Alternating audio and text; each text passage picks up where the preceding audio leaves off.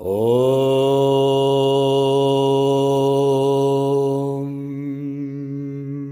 Kayena vacha manasyendrayirva Bhutyatmanava prakriti swabhava Karomi adyat sakalam paresma Narayanayeeti samarpayami Narayanayeeti samarpayami.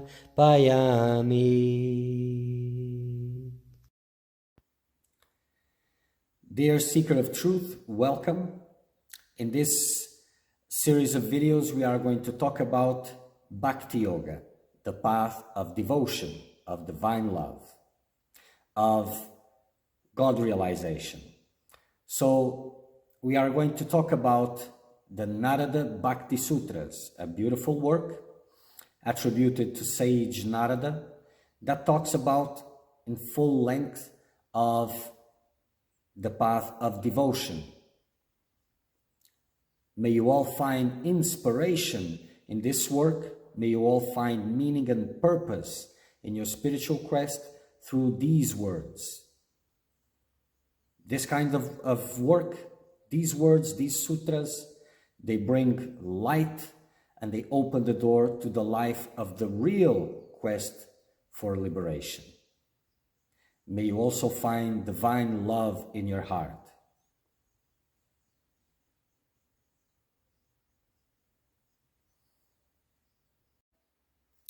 Moving on, Narada Bhakti Sutras, chapter 13th, Secondary Devotion. Sutra 56. Secondary devotion is of three kinds, according to the qualities, sattva, rajas, and tamas, and according to the distinction of aspirants, the afflicted, the seeker after knowledge, the self-interest. So according to the qualities, the gunas. So depending on the gunas that are predominant, so that devotion will be tainted by them. So the tamasic devotion is a devotion, a spiritual practice that has some sort of intent in injuring others. Rajasic is full of desires, power, wealth, whatever. And sattvic is a more pure devotion. Not still unbroken devotion, but more pure devotion. It doesn't have the selfish aspect of it. And then the distinction of the aspirants, the afflicted, those who seek liberation, who seek God above all, who are under affliction. That devotion which comes from the afflicted is the best one because it tends to lead to the final destination. It tends to lead to God. The devotion, the seeker who is after knowledge, that devotion will end as soon as knowledge is reached, some sort of knowledge. So it will not be continuous and unbroken. And the self-interest, it is devoted because he seeks some sort of gratification from God. So that devotion, it doesn't last long and it doesn't take to the highest because it sees God as a means and not as an end in itself. And even if it was an end, it was an end of self-gratification, not on complete surrendering. So some sort of surrender this seeker can achieve, but as an investment.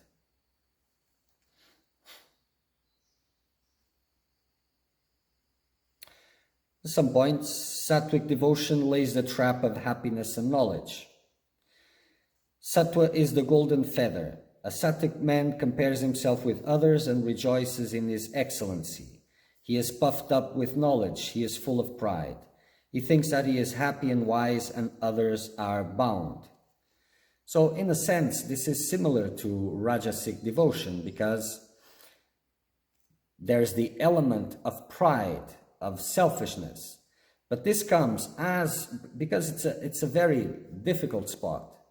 As you are purifying yourself, and especially even if you don't stress really well the need for humility and surrender, as soon as fruits of knowledge start coming, pride rises up again.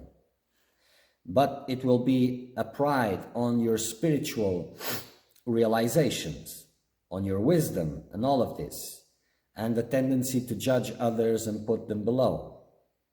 So it's different, a little bit different from that Rajasic, because it is after worldly desires. But in a sense, they are very similar.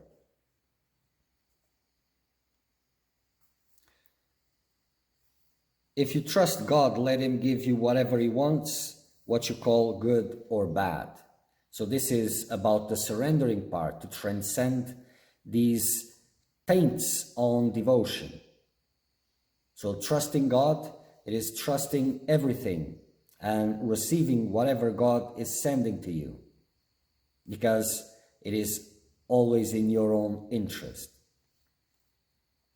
Whatever you call good, whatever you call bad. Secondary devotion ends in primary devotion, which is continuous, unbroken stream of love for God and which is devoid of all taints. So whatever devotion you have, it is good.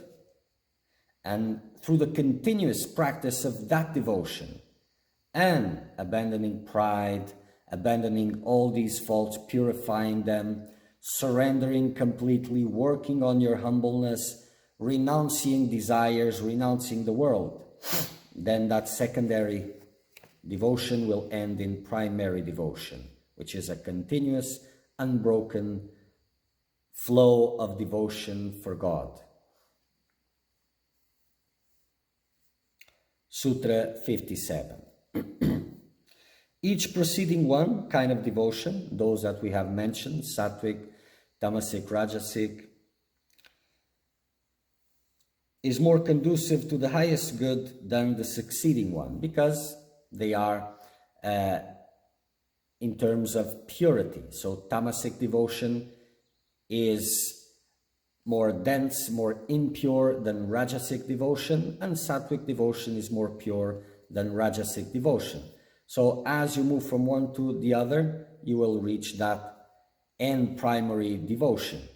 So each one is better than the other because it is more pure.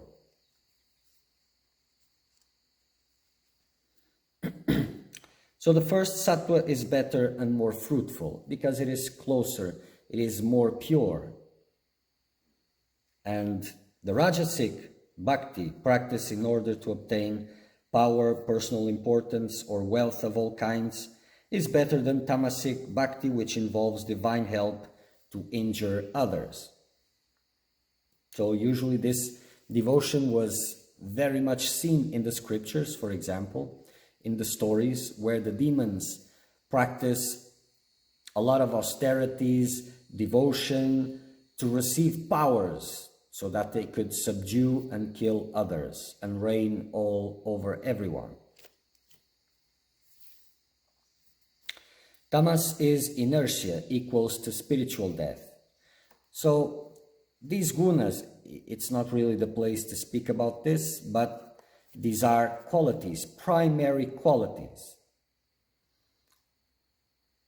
And these can be observed in detail. So this tamasic aspect, when it is present, the seeker feels more lazy, dull,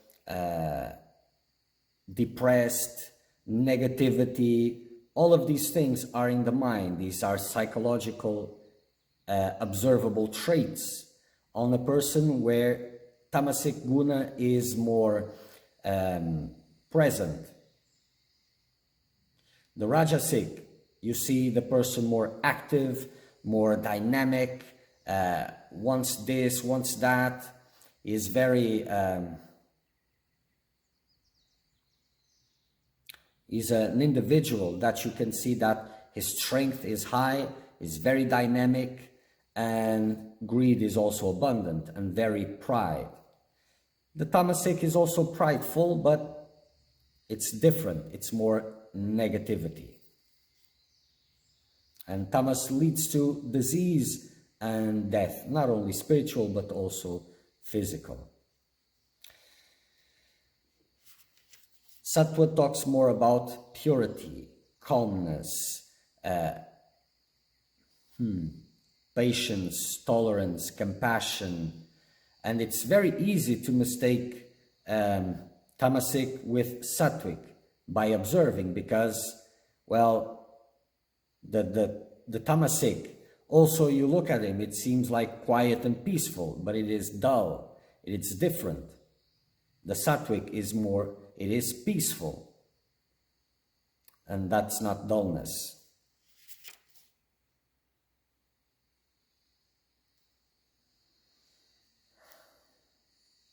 So the devotee should observe his mind to see which one of these prevails, and strive to increase sattva through satsang, jap, which is mantra chanting, kirtan, singing the praises of the Lord, meditation, very important meditation, and worship, doing pujas and all these things, all those kinds of worship.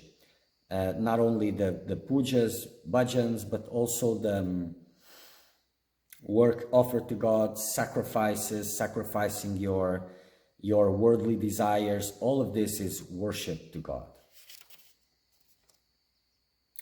The devotion practiced by a seeker of truth is better than the one practiced by a seeker of wealth, because he is in the quest for truth. So that devotion will lead to salvation. The other devotion just leads to entanglement in illusion. And more fruitful than the previous two is the devotion of the afflicted and the distressed. He alone makes a sincere and intense appeal to the Lord and gets help immediately. He wants relief at once.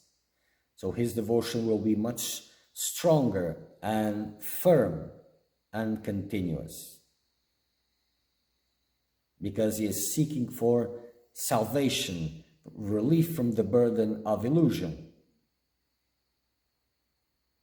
And for this one, his calling is more sincere, and God helps him.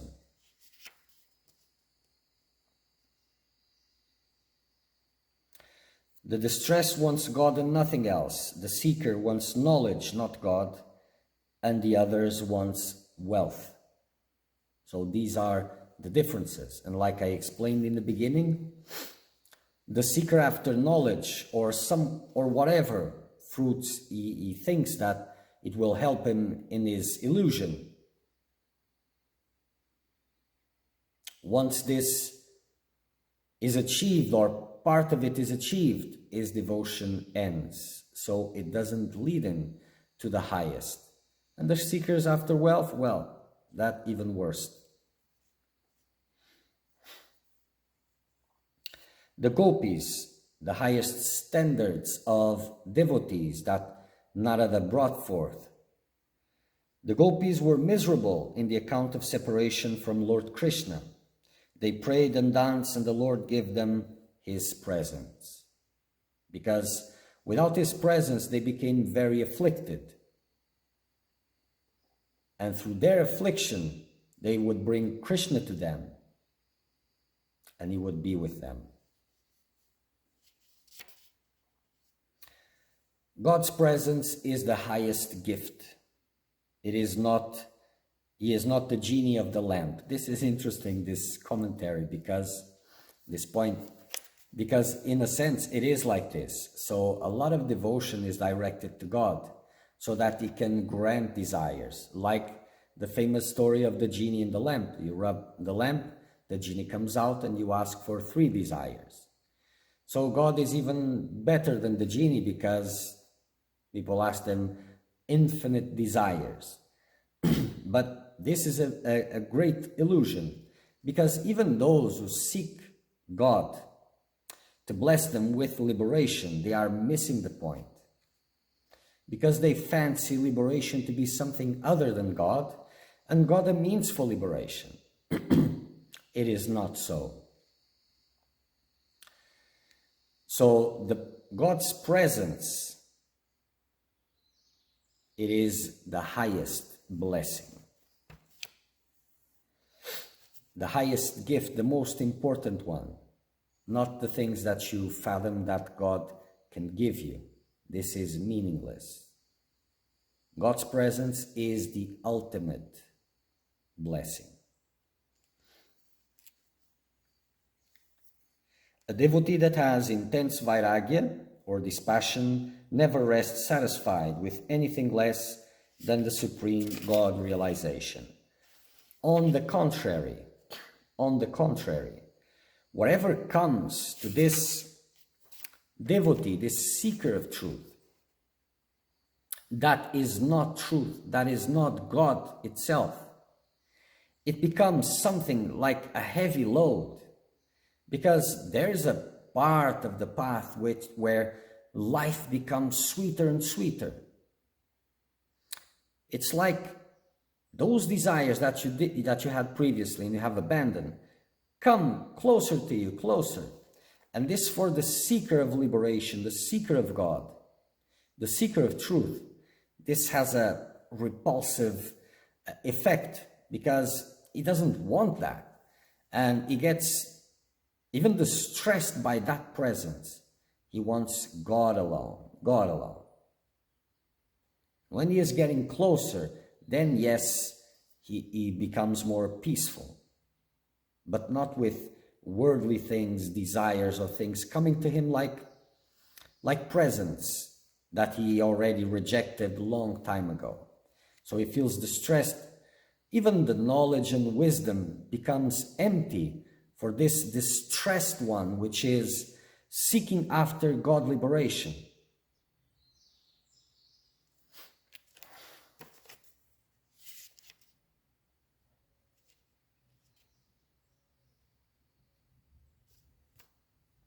Okay. Tvameva mata cha pita tvameva, tvameva bandhushka sakha tvameva, tvameva vidya dravinam tvameva, tvameva sarvam mama deva deva. Tvameva sarvam mama deva deva.